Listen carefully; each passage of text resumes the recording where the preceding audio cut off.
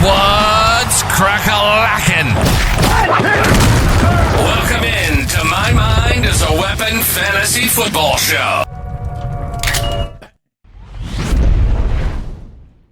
Welcome into another episode of My Mind is a Weapon Fantasy Football Podcast. I am your host, Sleazebomb. Today's episode, we are going to be diving into 8 smash starts of mine heading into week 2 here. These are not going to be top tier players. I don't like to do smash starts like superstar players or anything like that. All of my rankings are out, guys. All of my start sit-ems. The start sit-ems have more information breakdown, and then my rankings have my takes, how I look at the games and stuff like that, if you want to check those out as well. As always, guys, before we dive into it, tap that thumbs up, hit that subscription button. I'll be bringing you fantasy football content to help you dominate all year long. If you have any questions, comments as well, drop them in the comments. I will try to get to them all before the Thursday night kickoff tonight. I will also be live at 7 p.m. Eastern, taking all start sit-em questions. We'll obviously go through the Patreon and stuff like that first. So if you guys haven't joined the Discord, this is the Guys FF. I host it with my partner, Big Draft Energy. We cover everything, dynasty trades, dynasty player values, redraft, all your lineups, set your lineups, trade evaluations, everything like that you guys need. We also throw in our pick'ems in there in our DFS lineups and our DFS Tertiary Plays. We do all of those on drafters.com. If you guys have not signed up on Drafters, make sure you use promo code SLEAZE. It will match your deposit up to, or double your initial deposit up to $100. And let's take a look. And these smash starts, guys, are going to be, so I got to break it down a little different. The quarterbacks, running backs, wide receivers will be players I think that will break 20 plus points based on their matchups this week. And the tight ends obviously will be guys, 12 to 15 points. Tight end is harder to hit 20 points for sure, always. But tight ends I like as starts outside of the top tier guys. Let's take a look at my 8 smash starts heading into week 2. Starting off with number 1 smash start quarterback that I think is going to get 20 plus points in week 1 is going to be none other than Drake May of the New England Patriots. And why? They're taking on the Miami Dolphins, guys. The Miami Dolphins just gave up 31.48 points to Danny Dimes. Yes, he did vulture 2 TDs at the goal line, but the game was already out of hand. He could have passed for more. They started using DJ Giddens and Jonathan Taylor because they were up 30-0. Now, when you're looking at Drake May's week 1, the pass attempts 46, number 1 in the NFL. I don't expect that game script to be here. They were down a ton versus the Raiders, and they couldn't run the ball at all with Ramondre Stevenson or Travion Henderson. So it became a pass-heavy game, and his QBR and completions weren't really there. So that's why they lost this game. QBR was 39, that ranked 26. Completions 30, not bad there. 65.2% middle of the pack. 287 passing yards, though, because they passed massively heavy in this game. Threw 1 touchdown, 1 pick, and this is what's got to come up here. Since North Carolina, he's like a 50-yard rushing quarterback a game. To see 11 yards for him was very, very sketch in this situation, but you have to like the deep ball attempts. He was chucking the ball down the field. Keyshawn Boutte had a breakout game. Well, I guess not a breakout game. He had a 100-yard game in week 18 last year, so he's literally had 2 back-to-back 100-yard games, which is crazy. But you got Hunter Henry across the middle. You got Stephon Diggs playing limited snaps. He'll get ramped up more. Pop Douglas had kind of an ugly game, but he found the end zone in this game. And, you have to, the air yards that he had in this game are not going to be here in this game. But I think he's going to rush more. I think you're going to see Travion Henderson more involved in the passing game. He even saw 6 receptions last week as well. But Drake May is going to absolutely light up this Miami Dolphins defense that is, all their corners are on IR, but Minkah Fitzpatrick. Their defense is beat up. The Mike McDaniels may get fired. Their offense looked absolutely terrible against the Colts defense. The Patriots defense, better than that. The Dolphins are in big trouble, and Drake May is one of my absolute favorite starts this week at quarterback. I have him at QB9 on the week. Smash start quarterback number 2. This is purely matchup based. You're getting the Cincinnati Bengals. The over-under implied total in this game is 48.5. They think the points are going to fly. You got to think so as well. And this is like the last dance for me with Trevor Lawrence right here. If he doesn't show up this week, he's going to be like a waiver wire drop for me. The matchup versus the Bengals secondary is absolute gold. Even though you look at the Bengals week 1, they played the Browns. Joe Flacco did have the 3rd most pass attempts because the Browns aren't really going to run the ball. Jacksonville's run game looked great against Carolina, but Carolina's defense is the worst versus the run. So it's like, a double entendre of how to look at it both sides because it's only 1 week sample size.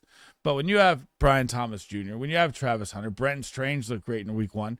They trade away Tank Bigsby because they know that ETN is the guy now. And ETN, 146 yards last week with his explosion.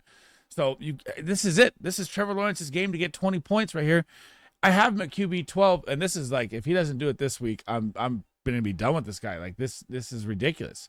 So his pass attempts last week, 31, but you got to look at the game script. They had a big lead on the Panthers, ran the ball out, didn't need to do much because the Panthers played absolutely terrible, and Bryce Young looked awful last week. 19 completions, that was number 12, 178 pass yards, 21st, completion percentage, 61.3%, 1 touchdown. You like to see the rushing yards. He's going to be running more this year, hopefully. Last week, again, the matchup was just a blowout, so it really wasn't needed, and they didn't need to pass much in that game either. Rush TD 0, deep balls 3. Again, those will go up as the game script is different. QBR was 68.8, which is number 12, middle of the pack.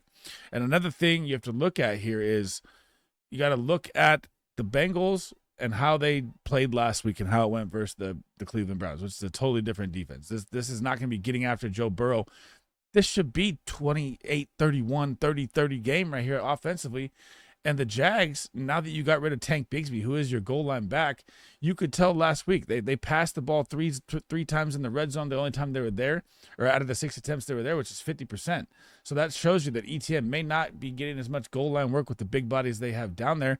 And Trevor Lawrence can run. This is Trevor Lawrence's week to smash, or I'm never going to put this guy on my thing again. This is your matchup. This is your game. This is the time he's going to drop 20 plus. Number 3, moving on to the running back side here, it is going to be James Conner. Now, I know James Conner didn't look all that great in week 1 with 12 attempts for 39 yards and a 3.25 yards per carry in a matchup where he should have exploded versus Saints. But at least he found the end zone. At least he got the touchdown to save his day and give him 14 fantasy points. But he still saw receiving work with 4 receptions, only 5 yards. He couldn't break loose anywhere in this game. But what you have to like here, you get what? You get the Carolina Panthers run defense, who ETN just shattered for 150. Last year, they gave up 4,000 rush yards. They did nothing to help this defense. James Conner, and this could be a game where if the Panthers look like last week and Bryce Young in that offense, he's probably going to get benched again like last year. So this could be a game where the Cardinals get up early, and it's just going to be Conner, Benson, Conner, Benson, Conner, Benson. I love James Conner for 1 touchdown, possibly 2 in this game. And you have to like that he's also out there running routes. His route participation was very high. He saw a lot of receiving work, although he didn't get the yards or the rushing yards. He still is the back. I know that Trey Benson popped that 50-yarder and everyone's hyped. His usage wasn't as high. It was game 1, the Saints. Now you're getting the Carolina Panthers. I think the Cardinals go 2-0, and I think James Conner is going to smash a 20-point game here. Number 4, and it's time to get on board with Travis Etienne Jr. I mean, again, we just talked about the Carolina Panthers, right? And how bad their run D is and how much Etienne absolutely shattered their defense. 16 attempts, 143 yards, 8.94 yards per carry because he popped that 70-yarder.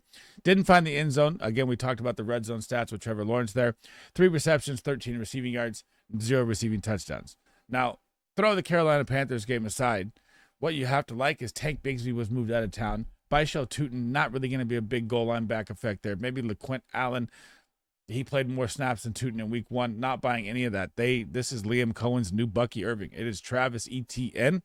You get the Cincinnati Bengals. Now, looking at week 1, we knew the Browns aren't going to be able to run the ball all year. So the Bengals run defense, quote unquote, looks great according to week 1 stats because you went up against Jerome Ford and Dylan Sampson. But where did they thrive? And where does ETN thrive as well? He's a great receiving back. And Dylan Sampson, if they were trailing, obviously it was a massive, it was more of a neutral game script. It should have been a trailing game script. But he still had 12 receptions out the backfield for 8 receptions out the backfield for 64 yards. ETN is going to thrive on the ground and in the air in this game. And yeah, Stewart was out there, their rookie. They finally got him signed, but he only played limited snaps. So the run D is really not that good. And their defense is actually terrible. This is why I like ETN and Trevor Lawrence to smash in this game with a high implied point total. It's just I'm worried about Trevor Lawrence. I'm still throwing him up there because the matchup is great, but he just makes me nervous. If they don't pop in this game, I'm going to be really, really sad. I got ETN and I got Trevor Lawrence on here as smash starts this week for 20-plus points. Moving on to the wide receiver side, number 5, it is going to be Deebo Samuel. This should be a no-brainer, absolutely. And if you guys subscribe to my channel, you're paying attention to my wide receiver rankings and how I talked in live shows all about Terry McLaurin and how when you're a 30-year-old, historically, when you hold out, it's a 4 to 5 game ramp up till you show up. You saw that in week 1. Terry was a sit for me then. Terry is going to be a sit for me now in this game. This is why Cliff Kingsbury brought in Debo, was for this screen game that they run. And when you're going up against Micah Parsons and the Green Bay Packers, they're going to get after you really, really fast. You're going to have to thrive in the screen game. I expect 10 targets again, just like last week where he had 10 targets, 7 receptions, 77 yards. Didn't find the end zone in the receiving game, but they gave him a little rush in the run where he popped it for 19 yards and a touchdown. That's why he has 22.6 fantasy points and a 19-yard run. But the target share, guys, 34.5%, number 10 in the NFL. Snap share, 80.6. That is what you want. And this is the key point for Debo Samuel in this game tonight in Thursday Night Football. The Packers' slot cornerback is Javon Bullard, who allowed 10 catches on 11 targets in the season opener. And Debo Samuel ran 70% of his snaps in week 1 from the slot.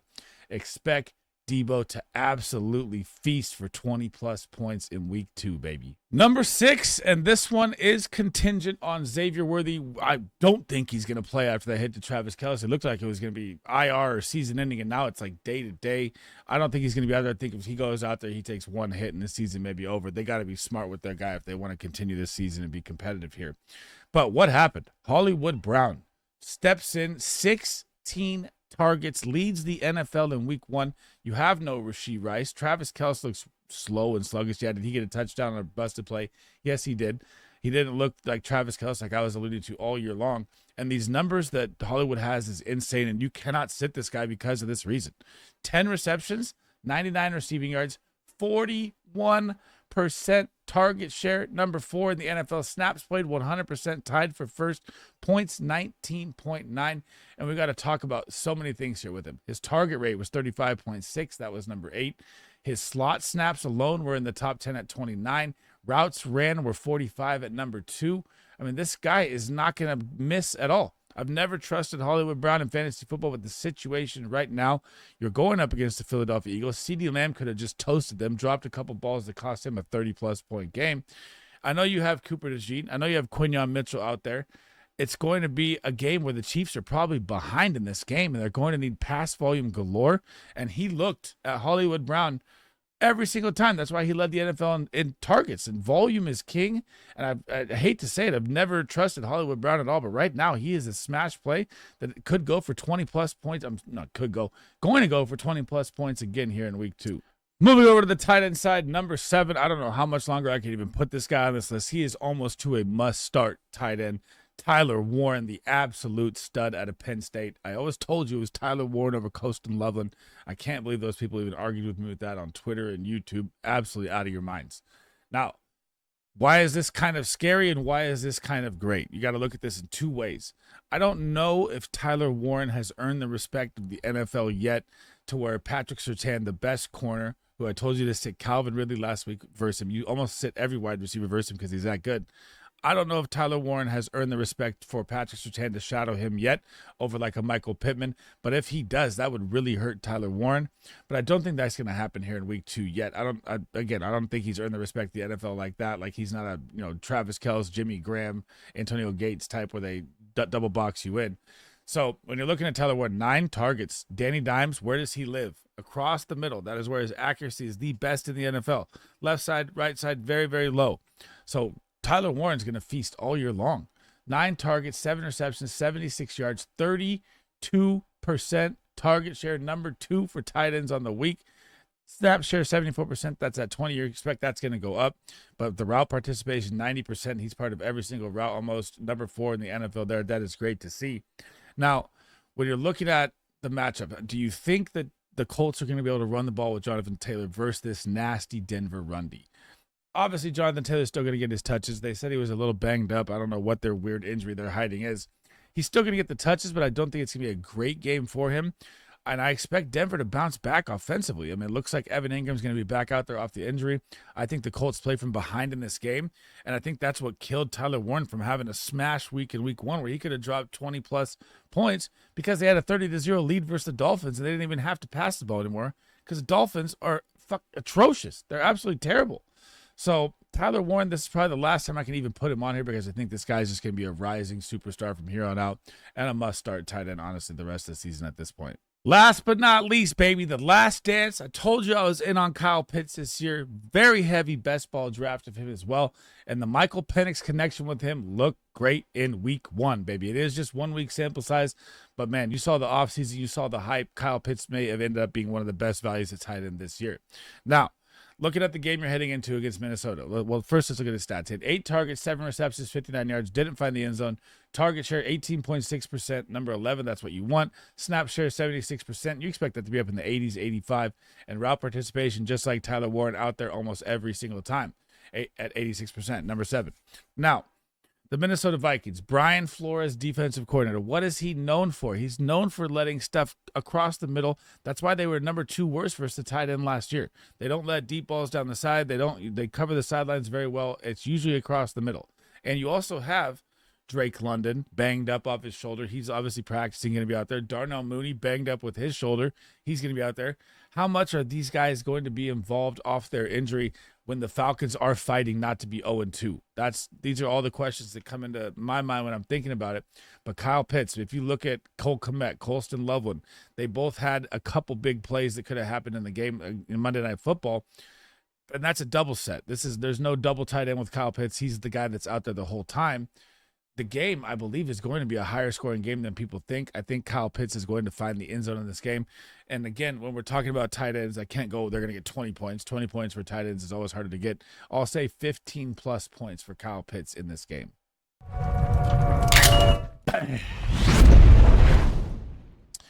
Thanks for rocking with me today, guys. That is the end of the episode. My 8 smash starts of players that you should get in your lineup 100% this week based on purely matchups and based on volume, because volume is king in fantasy football. Before we head out, guys, make sure you smash that like, hit that subscription button. Can't thank you guys enough for all the support this season already. It's been absolutely amazing.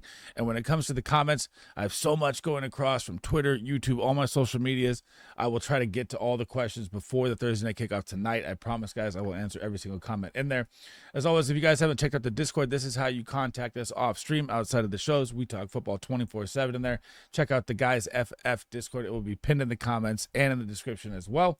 And then again, shout out to our sponsor, Drafters. If you haven't signed up on drafters.com, make sure you use promo code SLEAZE. It will match your deposit up to $100, and you can do DFS pick'ems daily, everything like that with us. That is it for me in this episode, guys. Almost everything is out for the week. My sleeper video will be next. 5 deep dive players, actual sleepers that you can throw into your lineup this week if you need, in case you have injuries. That's it for me, guys. Thanks for listening. I hope to catch you guys in the next episode. Sleaze Bomb out.